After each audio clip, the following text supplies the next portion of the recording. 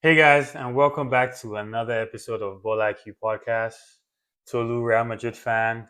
Nelson, Chelsea fan. Oh, you're a Chelsea fan? We want it, man. We want it. Bro, we're 5 seconds in. I just needed to let them know. 5 seconds in. Mhm. You won what? What did you? Oh, you guys played today? We played I didn't know. in Warsaw, Poland. Warsaw or Warsaw? Warsaw. Warsaw, yeah. But they spell it WROCL. Did you do a deep dive of everything around that game? Like, is that what you did? We'll talk about it. What was the weather? You know what? I can't tell you that much, but it looked like a good time for sure. Yeah, it was definitely a good time. Per usual, we'll take you through a results recap what happened last week. IQ deep dive about this man's team doing the sweep in Europe against Betis. We'll talk about the goal of the week, player of the week, and upcoming fixtures. In this case, upcoming fixture, which is the Champions League final. Yeah, So, this weekend. let me go through Italy first because I think that was the most interesting. Obviously, apart from Chelsea today, the most interesting thing that happened the last week was Napoli winning the Scudetto, their second in 3 years, and Scotty McTee being the MVP. Massive. What Conte did with just pieces that people probably had disregarded and said no, but he was like, no, I want exactly that person. Mm-hmm.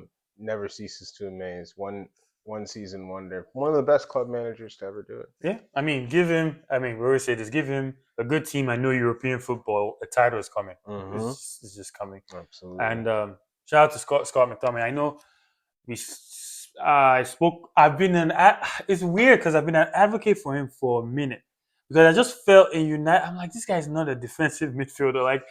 Like he was a striker in the academy. Wow, I didn't know that. Like so when he played higher up for United, he scored. Like he had a decent goal record when he played there.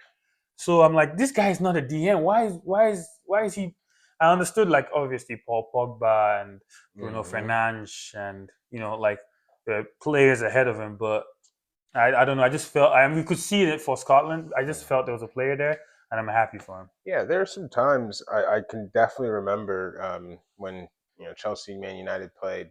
I think he definitely equalized or was one of their most threatening players. Yep. You can always tell that there's a little bit more that he could give, another gear. It's really cool to see him achieve that level in Naples. Yeah. Congrats to Lukaku. Yeah. He scored they both scored nasty goals. They did. Those are great title sealing goals. They both scored like incredible goals. So shout out to both of them. Obviously, Lukaku and Antonio Conte did it again. Yeah. Marriage made in heaven. Roma just finished outside the Champions League spot. I was kind of rooting for them because they had a great calendar year. I think only Barcelona had accumulated more points than them, but they just fell short to. They won their game, but Juve also beat Venezia. Juve were behind in that game as well. So it was happening all over the place in Italy. Like Juve almost bottled it. Lazio definitely bottled it. They're playing Lecce at home, and they needed to win to go to either Europe or Europa League. Okay. And Lecce needed to win to stay in the league, and Lecce beat them 1-0. So, and Fiorentina won their game. So Fiorentina is going to the Conference League again. Roma is going to the Europa League with Bologna because Bologna won the cup. Yeah.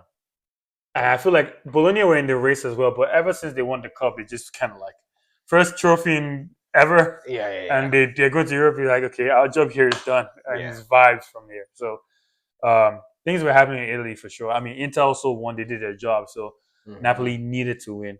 And in fact, there was one part of the game that you could see Scott McTominay becoming some sort of a leader for them because I think it was, I can't remember his name. It wasn't Raspadori, was it? Like, was arguing with the ref, and he was like, "Lock in, bro. What are you doing?" kind of thing. So happy for him. things are happening in Italy for sure. Like Nice. we've been speaking about for weeks. Yeah, it sounds like it wound up. It tied up nicely for Very, very sure. nicely. And there's footage of Scott McTominay smoking a cigarette, dancing. Yeah, I'm like, they're already vibes, on the wines and on the vibes, cigs. vibes. Speaking on the wines, ever since you said hopefully Liverpool is on the wines against Chelsea, they have Hmm. not been particularly flying. I mean, Hmm. you cut them some slack; they're champions. Yeah. But I thought it was cool to see Palace give them a guard of honor, and they turned around and gave Palace a guard of honor for winning the FA Cup as well. I thought that was cool. Nice touch. Yeah, it was a nice little touch. It's at the end of the day, the rivalries are all, they are what they are. But Hmm. when it comes to, respecting tradition, that's something that, Yeah, it's always a great thing to see. tell that to Atletico Madrid fans. They didn't give us. Then They didn't give us. La Liga, they turn on the sprinklers on you. They didn't give us Atletico Madrid. Anyway, Chelsea won Hmm. away at Forest to Massive, secure Champions League. massive. Levi Colwill, who I suggested maybe you said. Yes, you did mention, and it was again. I think we clipped it, so we can go back if need be. But I mean, We did. was really really proud of him. Made in Cobham, Cobham Academy graduate. Hmm. Been in the club since 9, and I think he took that moment to really cement himself in um, Chelsea Chelsea lore and folklore. in the squad.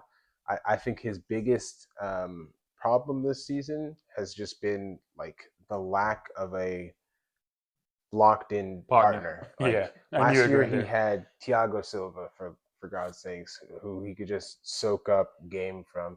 This year it's been Benoit Badiashile or Badiashile, excuse me. It's been Disasi before he got sent on Tosin. loan. It's been Tosin, who's the most senior member of our squad at age 27, who was Wait, what? yeah, yeah, you know that? Wow. Yeah, we call him Uncle Tosin because he's literally the oldest player on our team. Wow. Yeah, true story. But he was also a Fulham reject essentially. Yep. So to see Colwell kind of go through those growing pains, you don't see a 22-year-old center back starting week in week out in the Prem. Mm. Usually, you see like what would you say prime center back is at a top club? 26, 24. Older. Yeah, Like exactly. Yeah, older. like 20, You need 20, to you 20. need You need to. I think to be a top level center back, you need to go through at least two eras of different kind of strikers. You need to, you know what I mean? Like That's a great point. you need Yeah, to you need to deal with different you need to see it all. you need to see it all exactly. So Cole's really, he's learning on the job, and yeah, big result for us, obviously. So Yeah. um, I mean, I was texting you. I just felt like you guys were gonna do it. I just mm, felt like that big a moment. Usually, it's. I mean, it's been the year of the underdog. I know, but usually it's the team with the know-how, with the history that usually kind of pull through. yeah, that weekend, man, it was just kind of crazy to see, and we'll talk about it. Obviously, just Yeah. at this point, the business end of the season, there's a couple of clubs who were in pole position. Chelsea had the hardest run in Yep. to fourth or to the top 5 or top Win, 4. win, win, win, Yeah, win. Loss. just Win, win, win, win. and there are other clubs who just kind of I mean they folded. You know, I They can't. did what? They folded. They I wanted you folded, to say it again. collapsed, bottled. uh, Oh yeah, like it was something really shocking. Newcastle by oh yeah, I don't want to disrupt the flow. Speaking of bottle, Hmm. would you say Villa bottled it? I mean, it was out Bottle. of their hands, It's a bit. yes, but before the lead up. It's a bit harsh to say that about Villa. I think they kind of the PGMOL has blood on their hands for what happened in that situation. I know they won't like come out and say, "Hey, our collective bad for calling that goal Yeah, go dead." Rogers, yeah. Mhm, before The the ball was had a chance to hit the back of the net. But Villa's kind of been leaky the past couple of weeks in terms of their results, I believe. Mm. I would have to check just to double check, but I think like, it just goes to my point. I think both Newcastle and Villa made it kind of stressful Yeah. with an easier run, just because I think there's a lack of experience there and maybe a little bit of fatigue, squad fatigue. So Honestly, that's the point I was going to go to. I remember, I think it was Villa Bournemouth, Mhm. and it was that whenever that game was that weekend, maybe 2 weekends ago, and I brought up the points about like they didn't play well, but they got the job done. Same thing with Newcastle. Like I feel like Yeah, all these just teams, coasting. yeah, they were coasting to the end, and it cost Villa, almost cost Mhm. Newcastle as well. Speaking of Newcastle, obviously Everton shocked them. I know. Yeah, I mean, we're saying it like last week, like oh, it's a formality, like yeah. I was like, yeah. But I was like, you see this game of ours? I don't know, I don't know. Mhm. And You were right. yeah, but they're lucky to still qualify for Champions League now. They can, you know, attract talent. Maybe keep Isak. Hmm. Maybe who knows? I think he'll stay. It depends on their PSR situation. Hmm. Obviously, in the coming episodes, we'll talk more Yeah, about transfers and whatnot. But I think that was a massive fortuitous, actually, uh, Sunday yeah. for Newcastle because obviously they didn't um, win They the needed a match. favor. Yeah, they got a favor. And yeah, it's just crazy to see that happen after we tried, we blood, sweat, and uh, Cried. cried to try and get 3 points at St. James, and they just kind of Everton Moyes, credit to David Moyes and Mhm. uh, the way they Everton. rocked up. So Yeah. Um, really quick. Tottenham finished 17th. yeah, man. I was looking at the table and I saw that they finished 17th with -1 goal difference. That has to be a record. I mean, I don't know if I've ever seen that before. yeah, man. -1 What a goal club! difference. What a club! They before you go, they were top 7 in goals Mm, and bottom 5 in goals scored and bottom 5 in goals conceded. conceded. I mean, every game, it's that high line, man. I mean, and I think it took maybe the reason actually, if you want to, I don't get too much into it, but the reason why, in my opinion, that they were able to get that result last week in the Europa League is He after did. scoring, Ange was like, okay, come back, like let's think about this. This is a one-time opportunity. I'm going to kind of, um, I'm going to Do the smart adapt. thing. Yeah, Yeah, I'm going to exactly. adapt to the situation. And Amarin has been a little bit more rigid in his approach and Oh his my god. philosophy, and he a little bit less willing to adapt to the situation. So yeah, but long story short, Tottenham. The last two games that we played against them, I mean, take the over, man. Yeah. Like it's Take you gonna they're gonna over. score, and we're gonna score. Yeah. It's been like that for the last two since Ange has been there. So Yeah. I mean, you think he f- stays? f- It's not I in don't. his hands, but I mean, it's not. I don't. I don't think he does. I yeah, mean, it depends on who's out there, yeah, right? Because if they find somebody else, they'll probably. I mean, based on. I'm not saying he deserves to leave, yeah, but I'm just trying to predict Levy. yeah. I think I don't know because Hmm. 17th is crazy. It's wild. And but you mentioned something that kind of makes me, if I was a United fan, worry about Amorim, Mm, and if I was a Spurs fan, I would have worried about Ange if he didn't do. First of all, the fact that he did that in the final, I'm hmm. like, so you can do Yeah, this. Like, this was an option. Like, exactly. and again, he did it with his first team center back pairing. Mm, When he didn't have them, mm. he should have been doing it even more. Yeah, More reason to be doing it. their back line was. I mean, it's actually crazy to me because I think their back line on paper and in person when you see it, they're all very talented Yeah, I players. mean, but It's Romero was out, yeah, yeah, Venevent yeah. was He out. was yeah. What I'm saying is, when they're both out, the more reason to like Hmm. just Chill, little lay chill. back, low back. Yeah, like a low line, What's they'll wrong get with it. that? Yeah, Benjamin is wicked fast, and Romero will.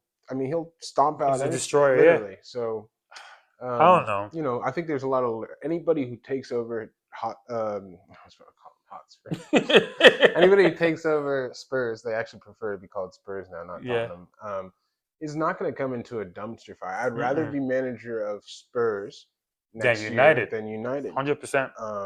I think 100%. there's a lot less of a hack and slash job. The wages are a lot more in line, and Yep. there's just a spine there in youth. I feel like this summer we need to talk about all these stubborn managers, and I Yeah. want to deep dive the.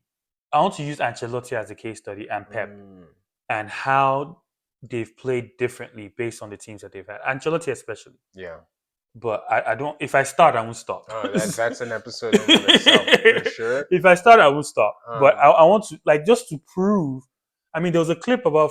Were you the one who sent me that clip about Thomas Frank saying, "The greatest managers adapt." Like Pep, he was using Pep as an example where he started playing inverted wing backs, then he went back to 4 center backs. Like you change based on.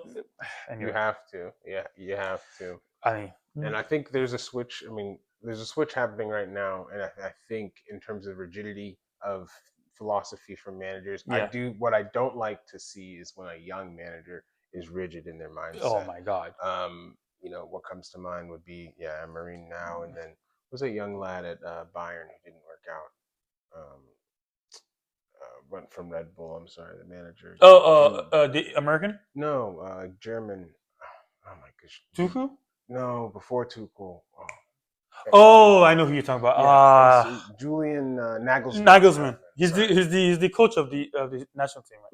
Right? Yeah. But anyway, I think again in Bayern he wanted to play his way, and they were like, no, no, absolutely not. But yeah, really quick in Spain. I mean, there was nothing. I mean, everybody knew what they were doing for the most part in Spain, but Mbappe managed to score 2 goals, secure the Pichichi in his first season, and the Golden Boot. Yeah. Top goal scorer in Europe. So congrats to Mbappe. Hopefully those goals turn into titles next season. If I'm leaving here with something was a player, that would be Kylian Mbappe. Yep. But yeah, what a player, what a season. I think there's a lot of to take home and improve on. He's going to be I'm scared to be in the same competition. I took your crap. You see what I did there?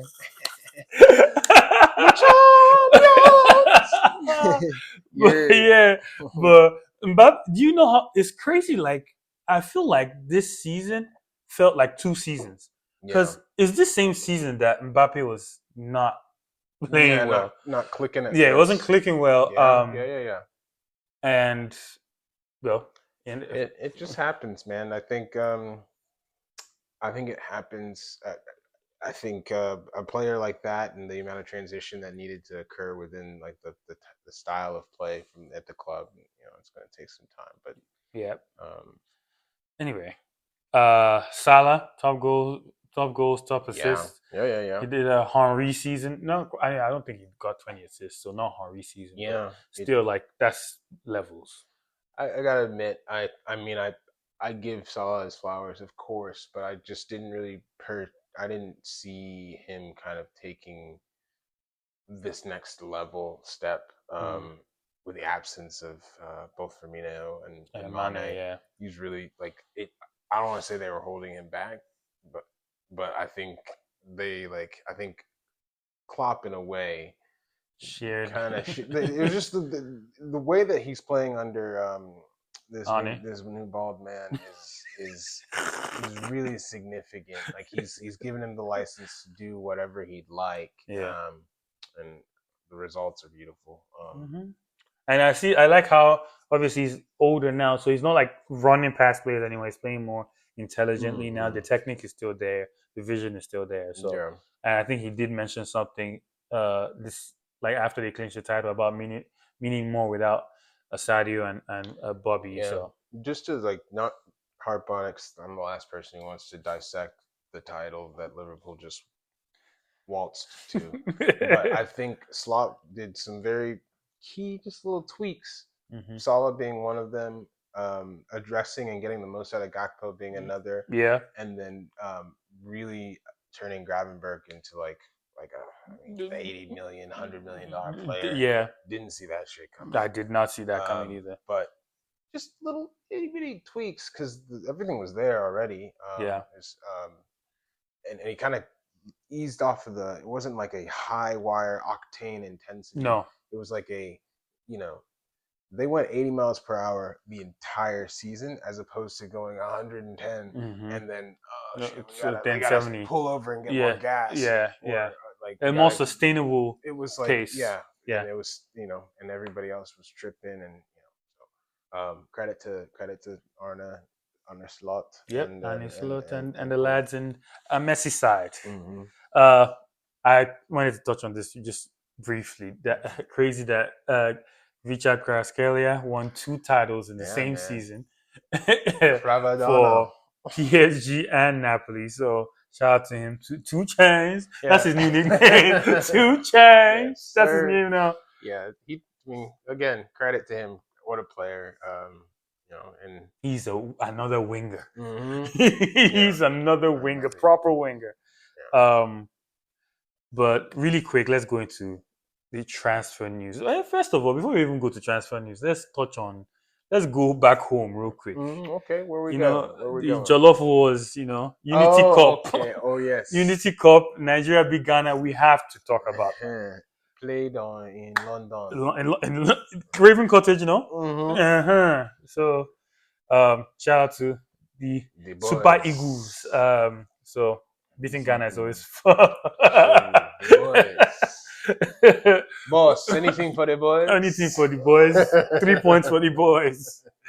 Always fun beating Ghana, of course. So shout out to the Super Eagles and keep a close eye on the Unity Cup as well. We need to keep a close eye on Nigeria in general. Last time I did look, it was, in terms of the World Cup, it's spooky. It's hotting up. Yeah, it is spooky. But we'll talk about that later. Let's just take this Ghana win and be going small. Let's go into some transfers real quick, or transfer news real quick. Amorim told Garnacho in front of the team to bounce. Peace. Obviously, probably because of his comments about not playing in the final, even though he played pretty much every round leading up. And to be honest, when he came on the final, you could tell immediately got the ball. It was being very aggressive. Yeah. So I understand his point, but I don't know. What do you think? It's tough, man, because I'm not a Mason Mount fan anymore. I think Mason. You're not? Mount, why not? I do think Mason had been playing very well. Yeah. I think Garnacho, in terms of what he's done for the club and over the course of the season, has probably played just as well and is better. He's more of an impact player than Mason for sure. Mount will ever be, in my opinion. So. He just got it. He just got it wrong, and it took him till the 76th or the 70th minute to make. Too late. Yeah, way too late to make an impact on the game. So Garnacho's young. The way these kids are doing it these days, these Gen Zs, they just get on, they log on, and they tweet, or they they'll say whatever. They say how they feel, rather. Yeah. No filter, no media training. Zero filter. And the thing about Garnacho is, he's got the confidence level of Cristiano Ronaldo and the ability of Alejandro Garnacho, which is not bad, but you just don't get the license to kill. And that's what I think he kind of suffered from. And Amorim's a young coach. He had to really. You have to put a line in the sand.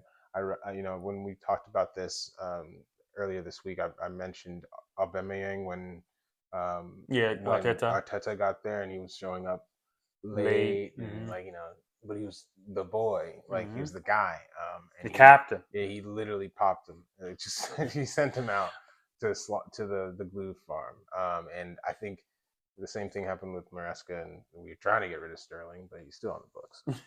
You got to be firm when you rock up to a club. You got to be firm, yes, but I don't know. You got to be firm. Maybe because I'm a Real Madrid fan. I mean, last time I heard you gotta be firm was Mourinho. Like, no, I mean, think about how many ETH Eric Ten Hag had to be firm. Like, Yeah. how many times he had to be firm with how many players.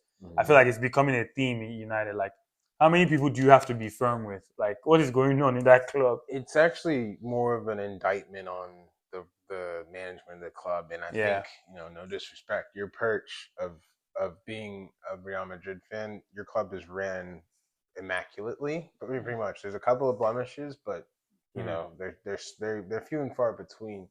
Whereas when you have a club like United or Chelsea who do not purchase the right player every window, and they sack managers, uh, indiscriminately.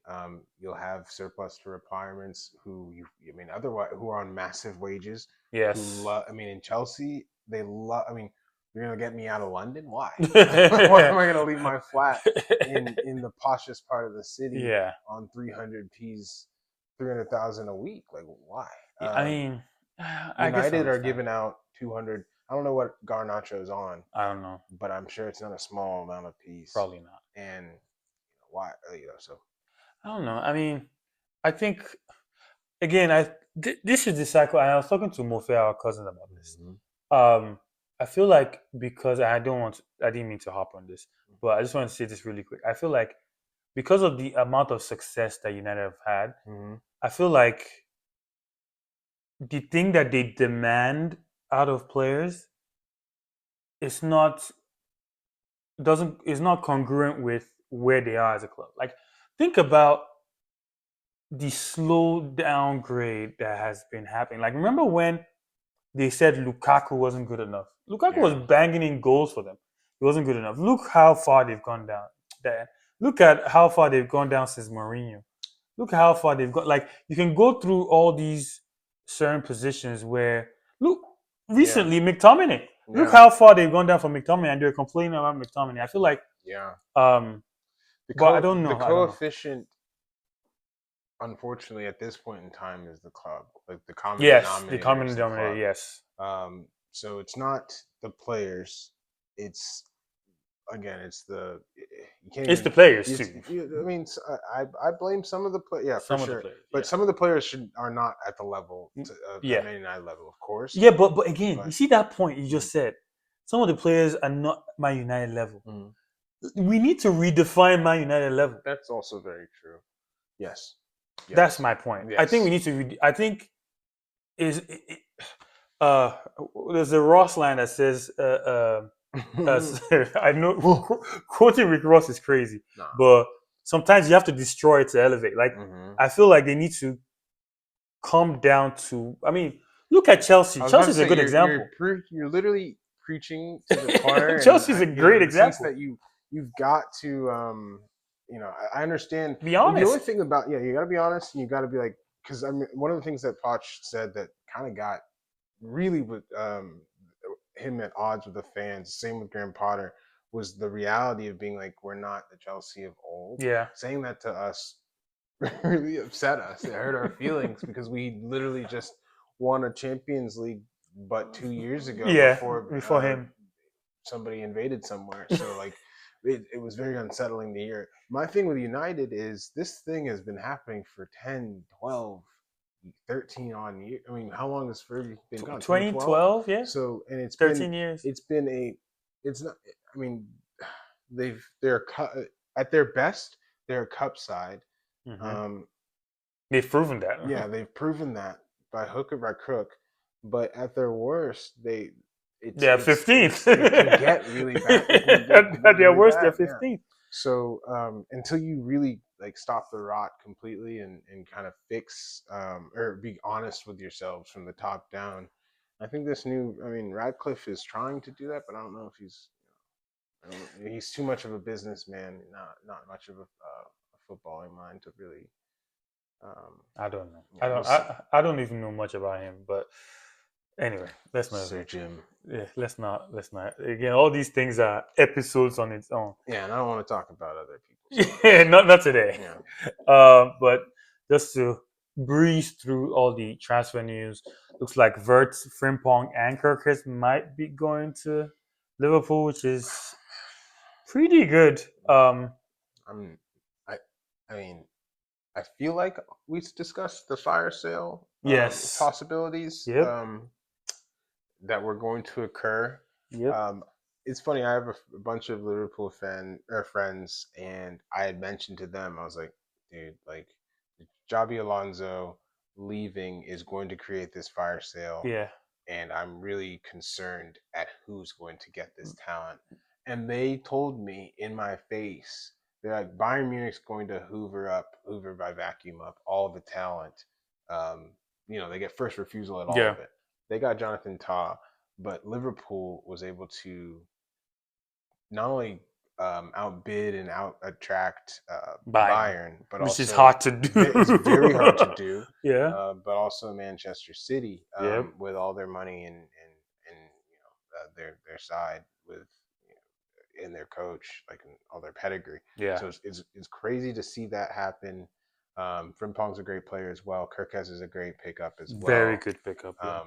They needed to rejuvenate those fullbacks in some way, shape, or form. They've gotten two great ones. Mm-hmm. And Florian Wirtz, I'm not one to. I think when it comes to getting quality, the price is the price. We're looking at maybe 120, 150 from what I've heard on the streets. Paid him. Yeah, but you know that line in Rush Hour? Mm-hmm. When Rush Hour 1, when he was like, my advice to you is pay the money. Pay the money, dude. Mr. Abramovich, don't talk. Please. Just pay. Just pay. So I think this is another classic. We look at 2-3 years ago when I was telling you about this. Declan, Bellingham, Moises, Enzo, all those guys went for 100 plus. And you can see the 100. The Daily Mail, Marca, L'Equipe, all were like, oh my God, oh mon Dieu, like look at this head bust. All of them have come good, have paid dividends in spades. In fact, all of them, okay, but the only person you could say maybe is Enzo, and I think I think Real Madrid is interested in him now. I've heard that. Yeah. I've heard 80. I mean, I think you could get 80 to 100 for Enzo. He's got pedigree and he's playing very well. Yeah, he has some pedigree. I'll give you that. World Cup, top passer, one of the top passers in the game right now. Copa America, his rejuvenated season playing with Caicedo, good. But yeah, really quick, this one I have to stand up because this is personal for me. Ancelotti is leaving. Don Carlo. Lucas Vasquez is leaving. The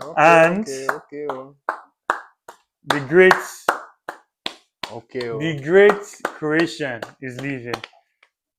This one is specific. I mean, Carlo, thank you. I mean, people have downplayed your tactical nous. They think you're just a vibes coach, but vibes coaches don't win the amount of titles you win, especially European titles you win. So I know that you are a tactician, but because you're such a great people manager, people speak about it more than they speak your tactics. So thank you for everything that you've done for Real Madrid across 2 spells, the Champions Leagues, the great moments, the eyebrows, the aura on the sideline. I appreciate it.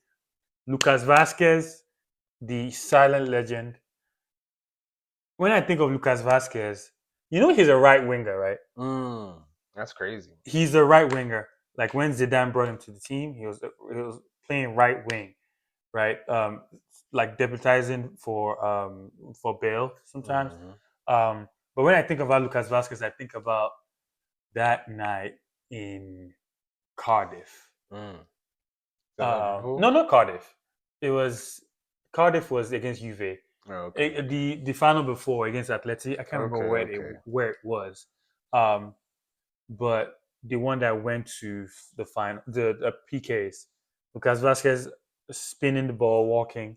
I'm like, who is this guy spinning the ball, walking? I remember that walk up. He looked mad cool. Spinning the ball. He had AC on his back in gray, white shirt, and he just. I mean, since then I'm like, okay.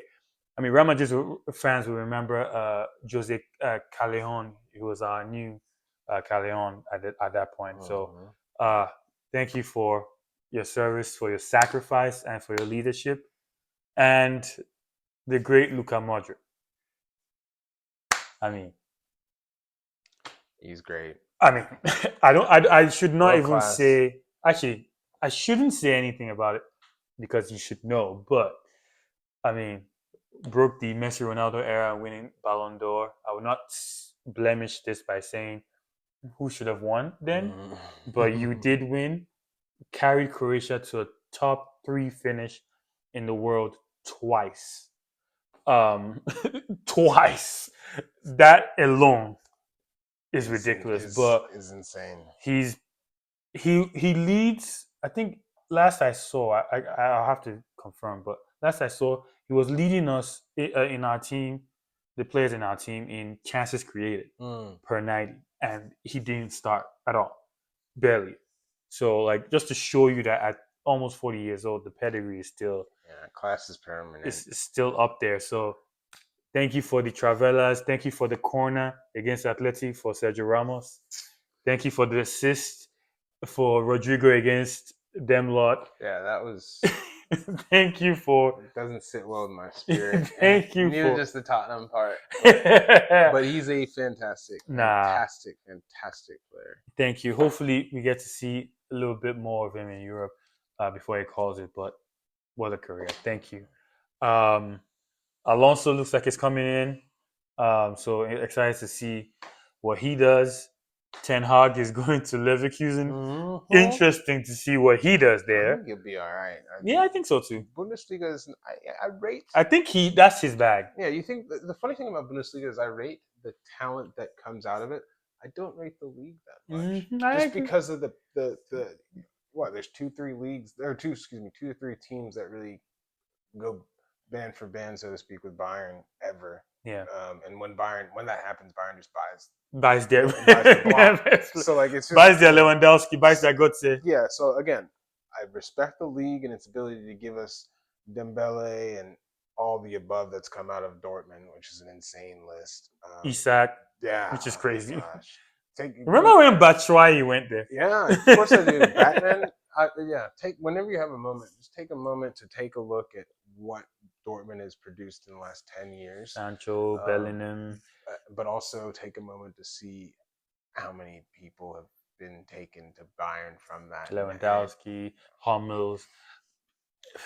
Anyway, let's just move on. KDB looks like he's going to Napoli. That would be that. I see that working. I see that working. Depends who's the coach next season. Yeah, I've heard things. Yeah, I heard things too, but hey, we'll see. We'll see what Conte does. Cunha looks like going to United.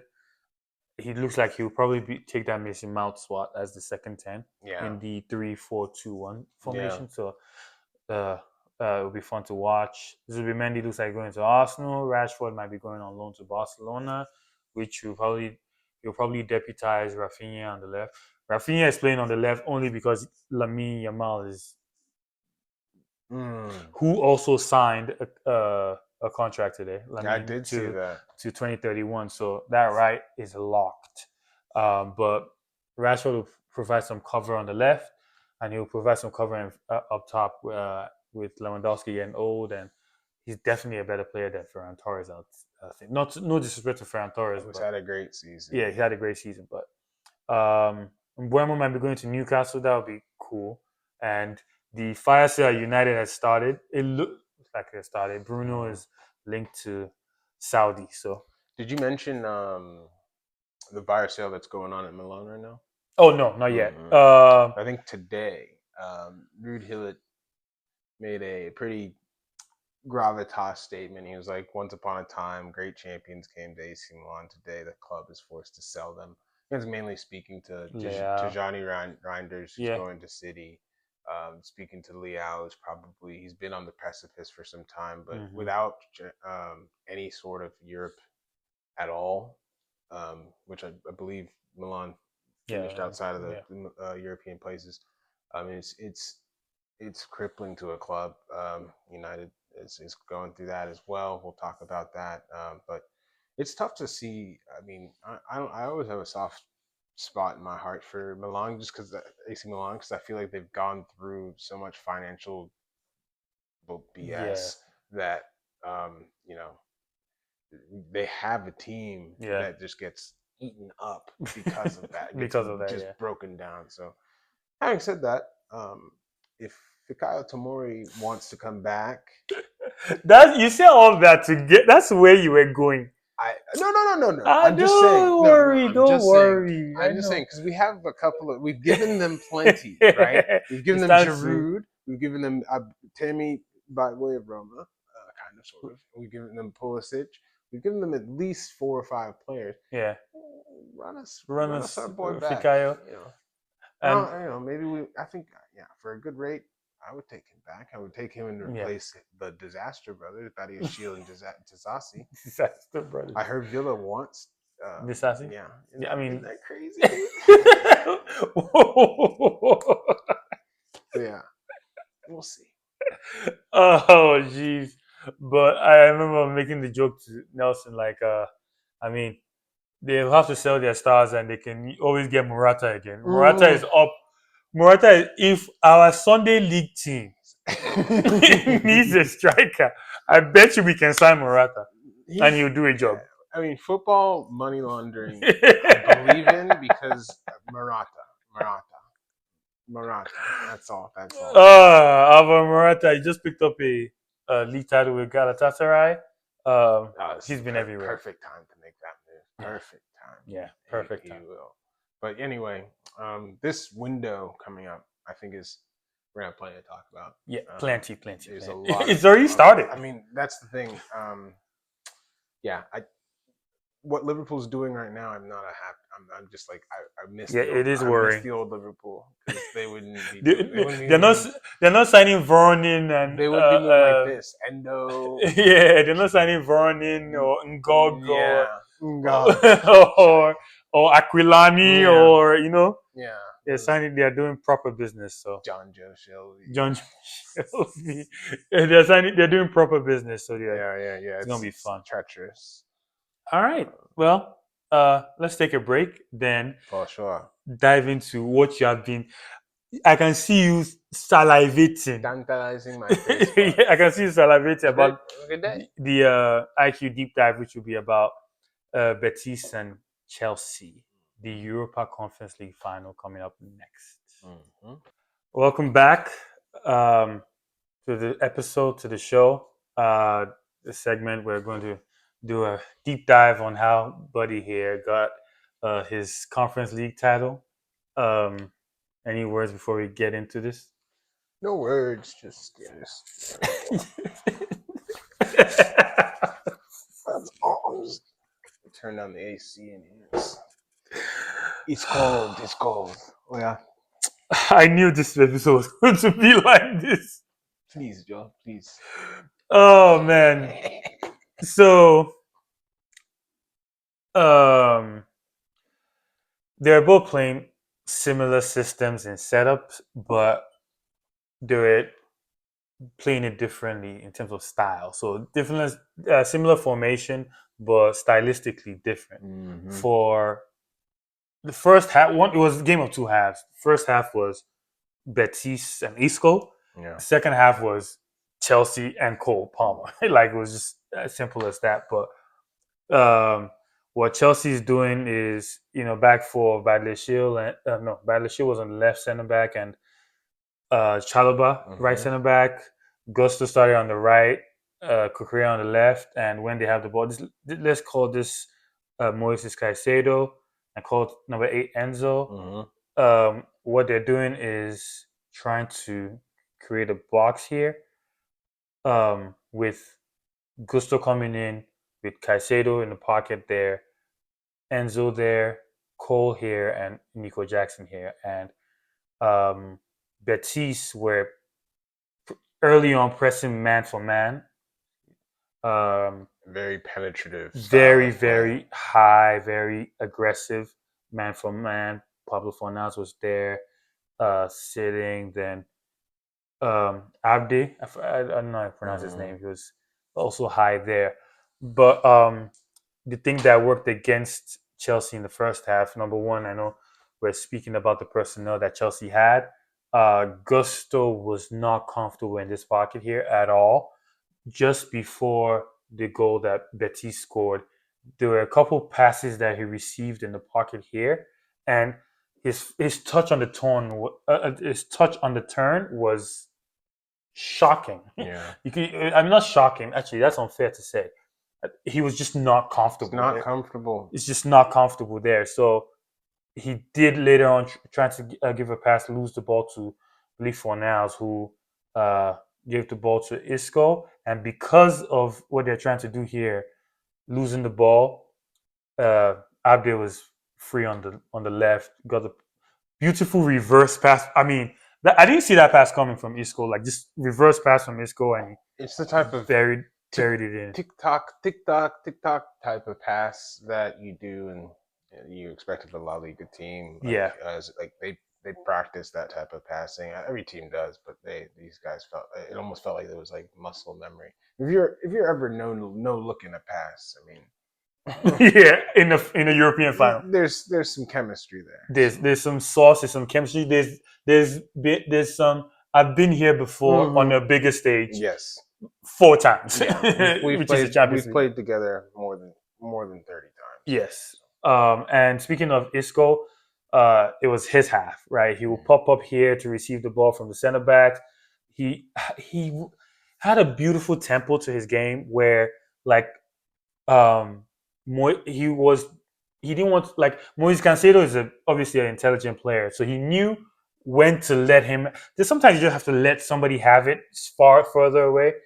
Sometimes he followed him, sometimes he didn't. But Isco was so dangerous. You pop up here to receive the ball, pop up here, receive the ball. Next thing he's in the pocket making an assist.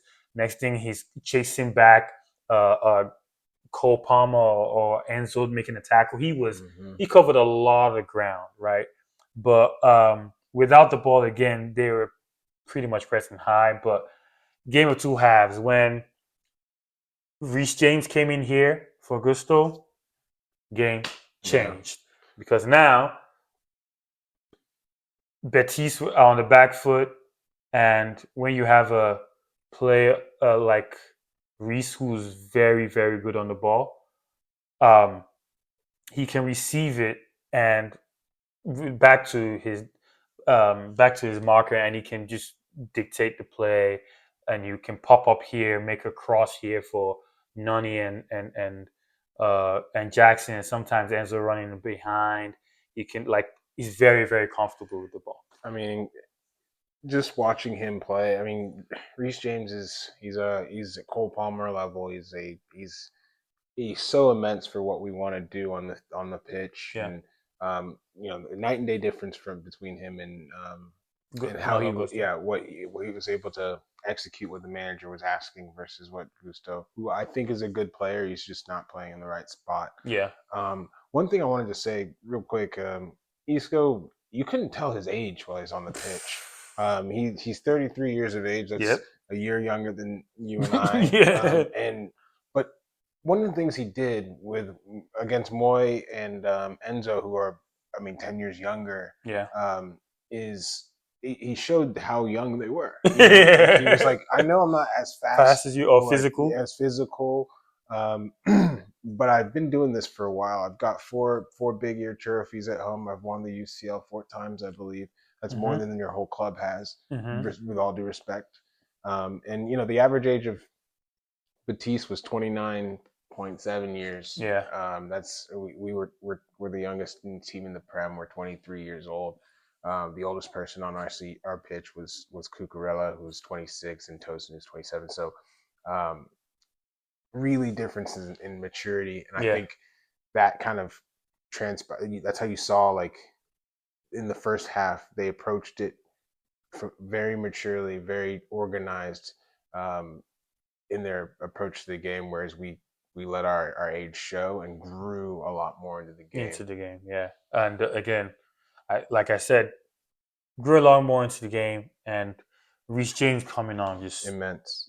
And I noticed what they're trying to do was they're trying to, because Reece James goes into all these pockets, right?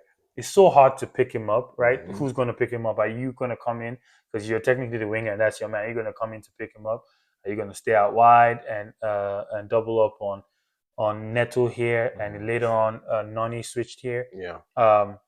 But one thing that they were trying to do is when they're playing on this side, right? They're building up on this side, and what the goal is to free up Cole on in this inner right channel. Mhm. So this is where he was doing all of his damage because Mhm.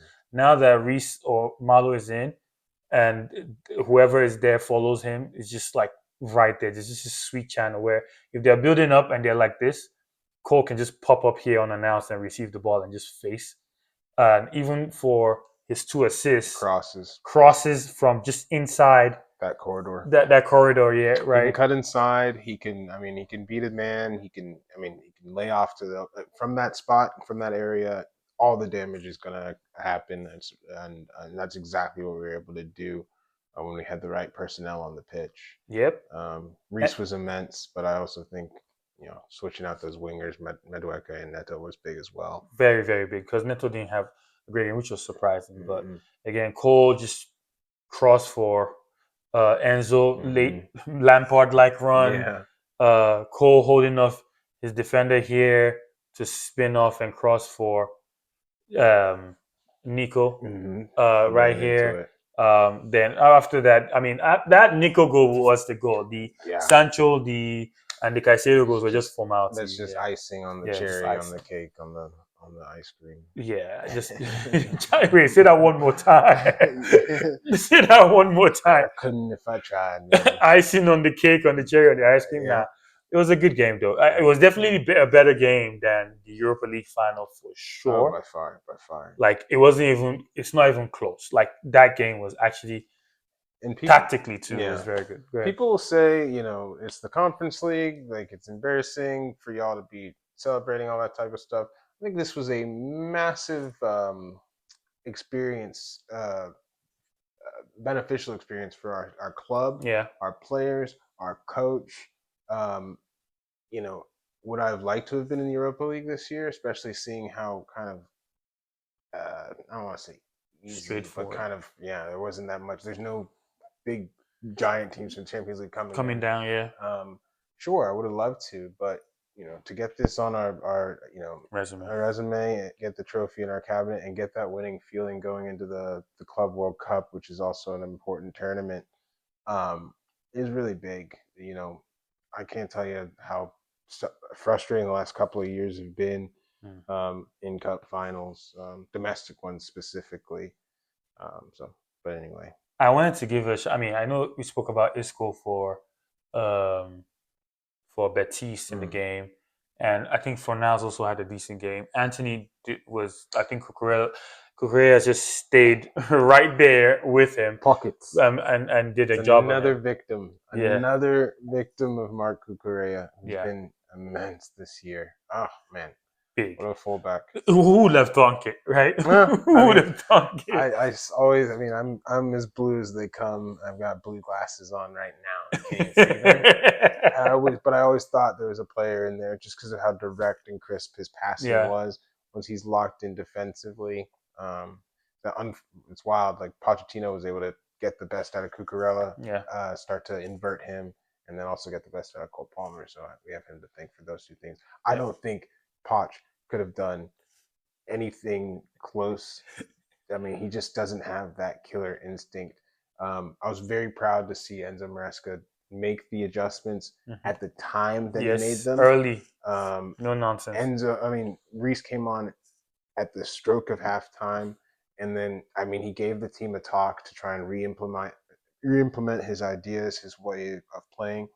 After 10 minutes, when he didn't see that was really soaking in, he hooked everybody, and every player that he hooked had an impact on the game. Or excuse me, rather, every player that came on had Sancho, an impact on the game. Reese, who else? Dewsbury Hall. Yeah, he had an assist. And then the players that came on later just sort of calmed everything down and made it a formality. So really, really proud to and like we were saying, we don't often see a coach kind of be like, shit, I was wrong with this lineup. Maybe Yeah, I shuffle the deck at halftime. That's something that we didn't see last week yeah, in the Europa League. So yeah. And for Betis, obviously, we spoke about Isco.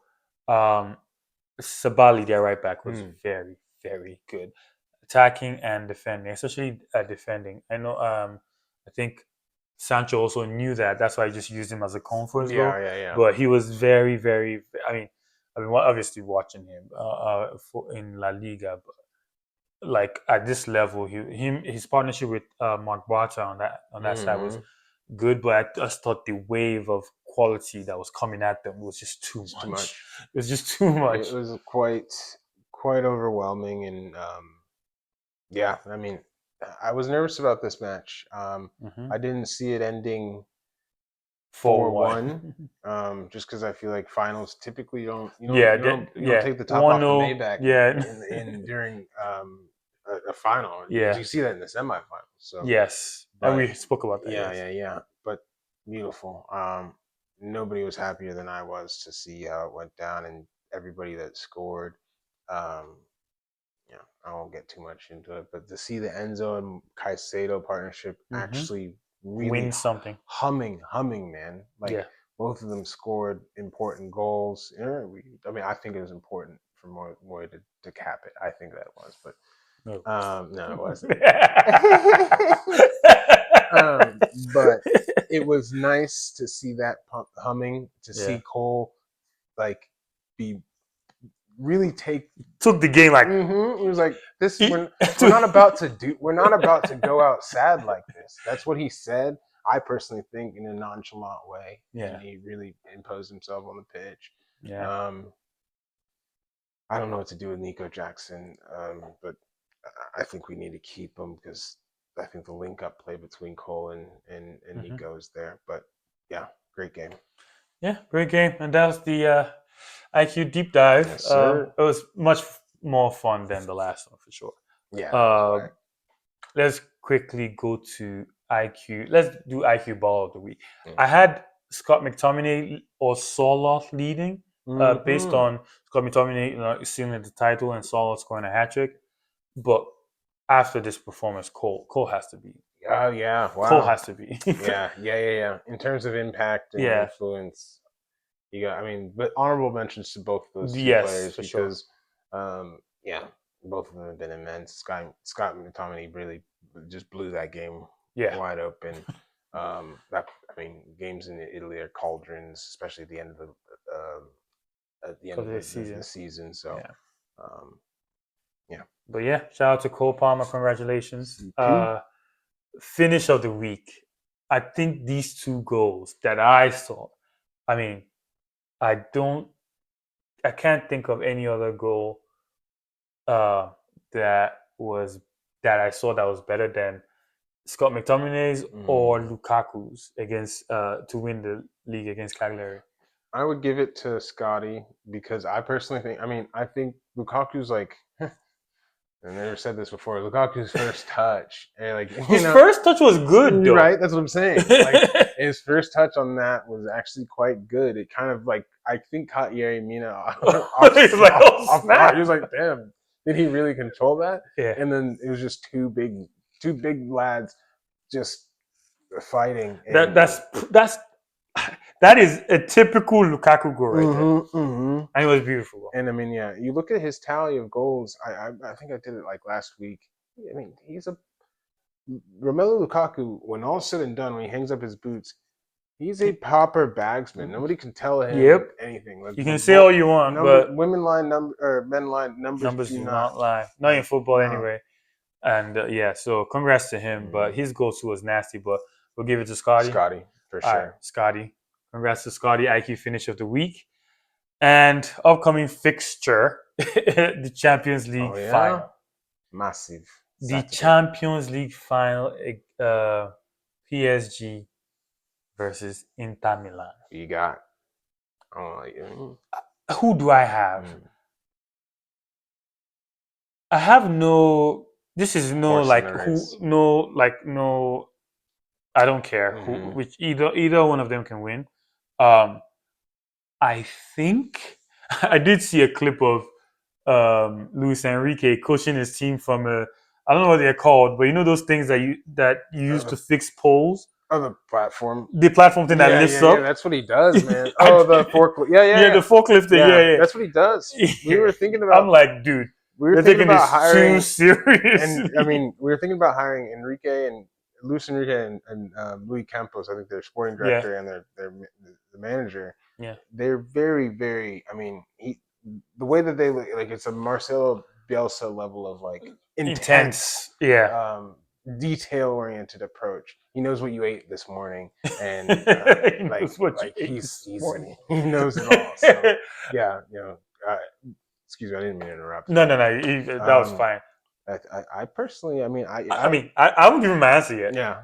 I saw that. I thought it was funny. Mhm. I think, I mean, styles make fights. Mhm. I think that Inter style, I think, would get it done because of how, I mean, if Barcola, I mean, not Barcola, if do a Barcola and Richard Fraskelia and Dembele start as a front three, and there are three of Fabian Ruiz, Vitinha, and Joao Gomes. Yeah.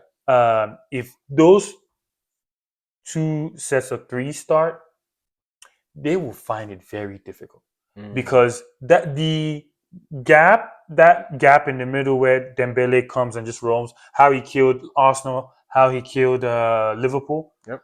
Just that gap. That's not going to be there. No, it won't be there. It's not going to be there. I think Cherby, Bastoni. Yeah, I don't foresee it being there. No. I think if my prediction is if PSG are to win, it will be because of Gonzalo Ramos because he's the proper nine, and they will have to play a little more direct that way. But I think if that doesn't happen, then I think I'm leaning Inter. Let me put it that way, just because of the style. I hear you. I mean, just to diversify the choices, I personally think. I mean, Inter. I go back to one of the points that you made on a couple episodes. I think they have a hard time scoring goals. Yeah. And I don't think they didn't really. I mean, I have to pull it up, but I don't think they've really ended the. I mean, they won their last game, but they didn't really end their league in like a rich vein of form. No.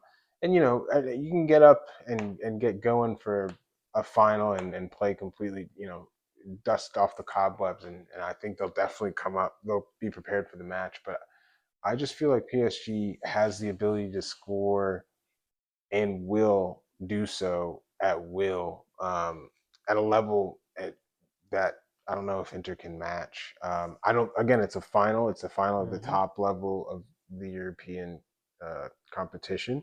So I do think it's going to be cagey. I don't think it's going to be 4-1. But I do. Who knows? Yeah. What if it's actually 4-1? That would be crazy. It's funny. That's what happens, right? But I do think PSG has the ability to score. Well, I can't say Inter can't score multiple goals because when you put them in a corner and they will score, like, and Cherby will come forward and score. They will score when you're like, okay, you're gonna kill us. All right, fine, we'll score. We'll score. Yeah. If it's if they're facing death, so I do think it's gonna be a wonderful match. I'm looking forward to it. It's refreshing that it's two teams that I don't really actively have any beef with. You know, I don't really feel the need to squabble up either. So it's I'm really just watching, and then everything worked out as it was supposed to this week. So I'm really you're watching it with vibes, like you're watching it on vacation. Yeah, like this is like I don't have to. There's no hate watching.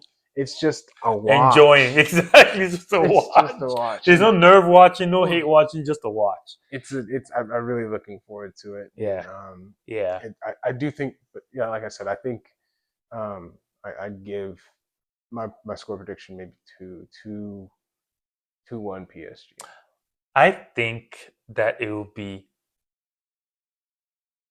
1-0 Inter. You think it's a 1-0? I think it's a 1-0. One of those two. I think we've got two good choices here. Yeah, I think it's a 1-0 Inter, and I think lastly, both goalkeepers who have been immense coming. Donnarumma and Son have been Son. immense coming. I think they'll have something to say in this game as well. Man, Donnarumma's been immense. Yeah. You're thinking about it. I mean, the last point I would say is when did Paris Saint-Germain clinch the league? How long have they been on the lines? Maybe December. Yeah, so that could be, and Inter's had to been locked in. And I think the frustration and pain of losing the league on the last day it either motivates you or that might be a heavy L. And the pain of I know they'll still. I mean, they don't have the time to right now, but they'll still feel salty about the penultimate game against Lazio, the refereeing decisions that they got and stuff like that. So sets up for a spicy one. Oh man. And that's it. Any last thoughts? Blue's the color, man. All right, bro. Thank you for. I'm just playing. Go ahead. That's all I have to say, really. Quite literally, all I have to say. Blue's the color. London is blue. We had a better season than Arsenal, and that's all I have to say about that. Thank you for watching, guys. I don't know how Arsenal got in here, but they always do so well. And United, too. And United, yeah. All right. Thanks, guys. See you. What was that? Later. My bad. You can cut that if you like. I just needed to say it. I'm done.